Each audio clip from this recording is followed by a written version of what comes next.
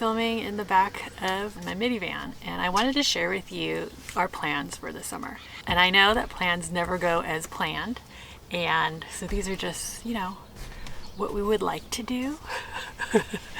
Not a guarantee that we will do it. We'll see what happens. We'll keep you updated. Since I am filming in my front yard in the back of my van and it's a Saturday, you will probably hear some leaf blowers and lawnmowers and who knows what. Hey, it's Editing Xuan here, and I just wanted to let you know that this video is part of a secular homeschool collaboration with Kayla from Ode to Abode. Make sure you check out her channel and check out the playlist down below, and let's get to it. Like our plan for summer, we're not really going to do any formal schooling. Well, my oldest son, he's going to continue with his math. He's doing Beast Academy online, so he's going to continue that throughout the year because he's trying to get done so he can get to algebra. My two little ones, we're just going to work on reading. So that's our academics for the summer. So everything else we're doing is just more organic learning. I guess you can kind of call it unschooling or what have you. And that's why I like to keep these guides and everything in the back of our car just ready to go. I love picking up these pocket naturalist guides whenever we visit museum stores or like nature, like, you know, the little gift shop areas in the nature centers and, you know, national parks and stuff. They all have that at their visitor center, I guess that's what it's called. Here I have the night sky, and these are great because they are laminated, so they survive a little bit longer than if they were not. We've had this one for a while. Oh, I just picked up this one when we went glamping the other day. We rented a cabin, a local lake, because my husband's just not ready for tent camping yet. He can't really get up and down. So all the fishies, local freshwater fishies. I have a guide for mushrooms. Don't worry, we don't pick the mushrooms because I am not confident in that. Unless you're an expert, probably don't want to forage for wild mushrooms. Because a lot of them look similar, but they're different. Yeah. Don't eat mushrooms because there might be poisonous. That's right. A geology one. This one is great. I got this one because last year we were supposed to go on this epic road trip to Gold Country here in California, but I'm still hoping it will happen this year, if not next. We have common trees in the Southwest, fishes, the Southern California coast. This is probably one of the first ones we got because my kids were super obsessed with sharks for quite a few years. They still are. So this is great. And tide pools, because we have lots of tide pools here that we like to go visit, especially one that's king tides. And then I have some Mac field guides. Some of these, I had more, but they kind of got faded because I think we kept them outside. So birds, invertebrates.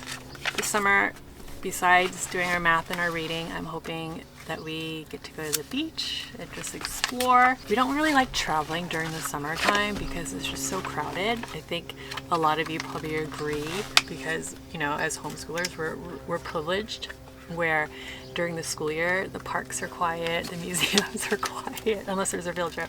Yeah, summertime, we try to stay put, but that doesn't always happen. We do plan on visiting my family down south, and we'll do some exploring down there. And then other than that, we just kind of stay locally, just explore, just kind of be backyard tourists and just visit like our different areas in our town and our neighboring towns and just kind of like relax and enjoy ourselves. We're gonna garden. I plan on redoing our front yard because it's kind of got overgrown. And we have a dog, so that kind of puts a damper in things. Like a lot of places, we can't take dogs with us, and we want to be able to take our dog with us wherever we go. So we kind of have to think about that. And then I'm just gonna see what my kids want to do. We always do like a summer bucket list and see how many we can accomplish. Usually our bucket list is very large, and then what we actually do is very small. So just taking it one day at a time and enjoying summer because, you know, it's the time to relax and time to take a break. So we have lots of maps that we collect when we go traveling or go hiking or whatever. And I like having them because, for one, they tell you information about the area that you're at. And then the other, it's a great tool for your kids to learn how to read a map. Besides the maps, I also have books with day hikes around, because I know I can use all trails to look it up, but sometimes, I don't know, when I go online to do something specific, I always end up being sidetracked and end up doing something else. So it's kind of nice having physical books and maps, etc. at your disposal. No need for internet. I want to go through, get to all of these hikes. Not all of them are kid friendly. I mean, my kids are pretty good hikers. I like the trail in Torrey Pines all the way down to the beach, and it's probably like a round trip 5-mile hike, and my kids did it in Crocs. So don't feel like you need to have all the fancy hiking gear, because you don't. You don't need it. Here we have our bird guide, the Sibley Guide to Birds from the Audubon Society.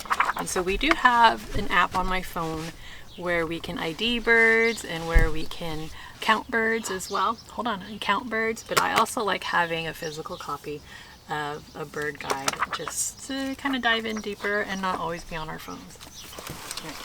And then over here, I like to get field guides for the different areas that we visit. We often visit the Sierra Nevadas here in California. And I am a bit of a geology nerd. So we have Roadside Geology. These are written by geology professors, local geology professors. You have Southern California and Northern and Central California. We homeschool year round, but like I said, we take breaks throughout the year, and we just, during summer, our schooling is a little bit more relaxed than the rest of the school year. I think because we do homeschool through a charter school, through an umbrella school. And so with that, we have requirements. We have to submit samples of work that we've done, etc. And during the summer, we don't have to do that. I also want to share with you, we have our first aid kit in the car, because you never know what's going to happen. And soap in the car, because you never know what bathrooms don't have soap. I guess the way we homeschool, it's kind of seasonal. Each season just brings a different element to our homeschool. So during the fall, we get really excited, and it's just, a fun time to be starting, a new year, that whole New Year hype kind of a thing. Come winter, when the holidays happen, it's kind of pointless to homeschool because there's just too much going on. And then spring is kind of we get back into the groove of things. We do a lot more academic stuff. And then summer, we slow down again. Summer is also a time where a lot of our friends in traditional schools are out, and so it's a time for us to spend with them. So I guess to summarize, beach, local museums and historic sites, etc., hiking, unless it gets hot, then we don't hike. We don't hike when it's hot. Hanging out with friends, and then also visiting family. And continuing with math for my oldest and reading for my 2 youngest. And that's it for summer. So what are your plans for this summer? Let me know in the comments down below. I know my friends down in the Southern Hemisphere, it's winter time for you. So what are your plans for winter? Let me know as well. And if you need more ideas on how to get your kids outside, I have a video here that I made you can check out, and I'll see you guys in the next video. Ciao.